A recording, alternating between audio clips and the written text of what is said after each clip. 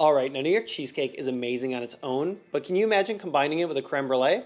Let's try it. To start in our crust, we're gonna need a cup and a half of crushed graham crackers. Now this is about a pack and a half. I'm adding them into a Ziploc bag, and then we're gonna crush them with a wood roller. I'm also using the honey graham crackers as I think those are just the absolute best, but make sure you get this really fine. Once done, we're gonna add our crushed graham crackers into a large bowl, along with 2 tablespoons of white sugar, a half teaspoon of kosher salt, a shake of cinnamon, and then some fresh nutmeg. Then add a 1/4 cup of melted unsalted butter and give it a mix until it's nice and sandy. Now you should be able to make some clumps with it in your hands, but it should also break apart pretty easily with any pressure. To make one of these cheesecakes, you're gonna want a springform pan. Now they're not crazy expensive. I like this one because it doesn't have the latch, and just make sure it's plenty greased with some Pam. Now we can add our graham cracker mixture into the bottom of the pan, and I'm making sure that it's nice and evenly spread out, and then we have to tamp it down with something circular, so you could use the bottom of a cup. We just want to make sure it's nice and even and flat. Then we're going to put this into a 350-degree oven for about 6 to 7 minutes. It's just super important that we don't overcook it, and then let it rest for at least an hour. Now for some incredible flavor in this creme brulee cheesecake, we're going to use our own vanilla beans. So I'm going with 2 here, and they're super easy to prep. All you have to do is cut right down the middle and then use the edge of that knife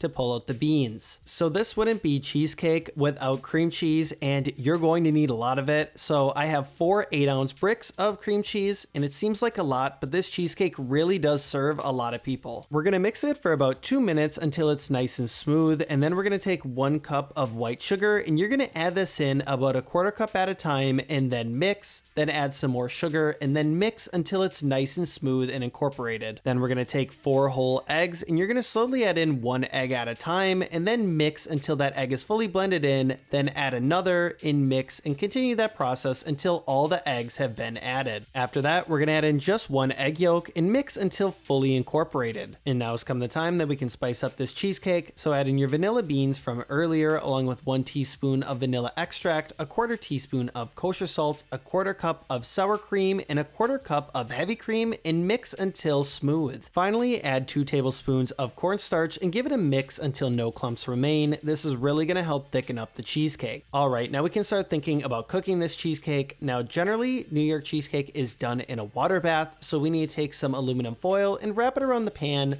I didn't have too big of aluminum foil, so I had to use 2 pieces, and this is to help protect it while cooking. And just to be safe, I'm re-greasing the sides with some Pam so nothing sticks. Now this is a big springform pan, and the only thing that could fit this was my 10-inch fry pan, but rest assured, this does work pretty well. So we're gonna add in our cheesecake mixture into this and just make sure it's as smooth as possible. Then very carefully add in your boiling water until it's about a 1/4 way up the sides of the pan. Then we're gonna put this into a 325-degree oven for about an hour and a half, or until nice and set. Once it's done, turn off the oven and leave the oven door open and let it sit in there for at least an hour to cool. Now you can remove your aluminum foil, but you have to cover it in plastic wrap so it can sit in the fridge for 24 hours to cool. Sad, yes, but the next day you'll have this beautiful cheesecake that is ready for a creme brulee topping. So in the same fashion as my creme brulee video, which I've linked above, we're gonna layer the top with some granulated white sugar, and then to torch it, I prefer one of these butane torches, but you could also use the broiler in your oven, and we're gonna torch this until we get that nice burnt sugar. I suggest to just take it slow, as you can always add more sugar to the areas you miss and torch it, and you really can't go wrong here.